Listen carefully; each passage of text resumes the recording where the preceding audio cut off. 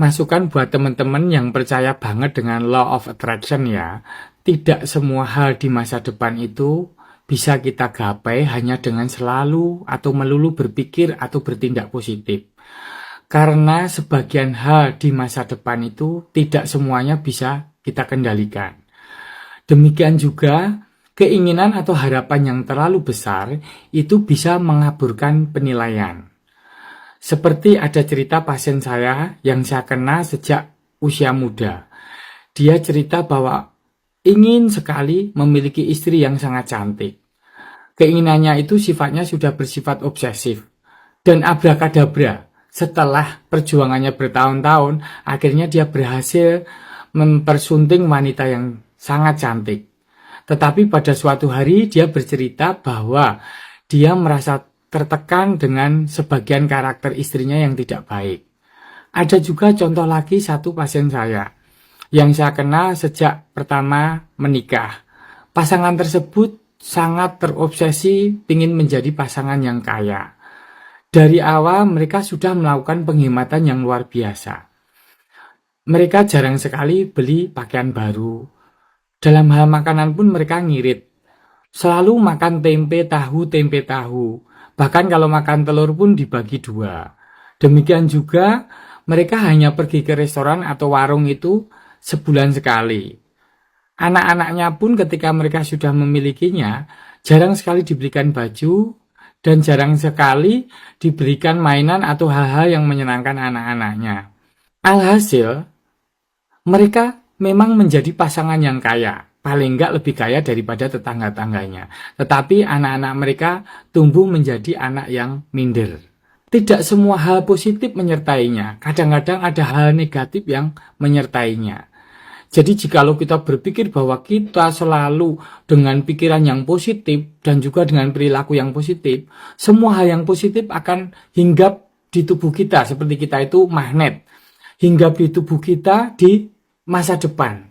Tetapi ternyata hal-hal negatif juga akan ikut hinggap juga. Saya dulu tidak pernah bercita-cita menjadi dokter. Saya bercita-cita ingin menjadi penulis novel. Tetapi jalan hidup akhirnya membuat saya memilih fakultas kedokteran. Akhirnya ya abrakadabra, saya jadi dokter dan saya bersyukur dengan suka dan dukanya. Keinginan itu bisa jadi menjadi awal dari penderitaan. Ketika keinginan itu sudah sifatnya obsesif dan kompulsif, bersifat menagih dan berulang-ulang menekan kita untuk berusaha menggapai keinginan kita tersebut. Atau jikalau cara berpikir kita yang selalu ingin positif dan cara berperilaku kita selalu ingin positif itu terlalu kaku, itu bisa menekan diri kita ketika hal-hal negatif di perjalanan hidup kita itu kita jumpain. Akhirnya pikiran itu menekan kita dan membuat kita depresi. Cara berpikir positif dan berperilaku positif yang menekan itu sifatnya sudah toksik di dalam diri kita. Ada baiknya kita bisa lebih lentur memeluk kenyataan. Jikalau kita di tengah perjalanan atau di persimpangan jalan, kita akhirnya harus memutuskan memilih berbelok, tidak memilih jalan lurus seperti rencana awal kita, ya kita lakukan. Itu demi kebaikan hidup kita. Setiap orang itu memiliki keinginan dan kehendak bebas. Dan akhirnya timbul penderitaan ketika keinginan dan kehendak bebas kita itu bergesekan dengan keinginan dan kehendak bebas orang lain yang juga memiliki harapan dan keinginan dan obsesi yang sama dengan kita. Sebagian tahan dengan kompetisi tersebut dan sebagian tidak tahan dan akhirnya menderita. Tetapi supaya tidak menderita, orang bisa berbelok arah. Anak orang miskin yang ingin kaya tentunya peluangnya berbeda dengan anak orang kaya yang pengen kaya. Jadi hidup itu adalah masalah peluang.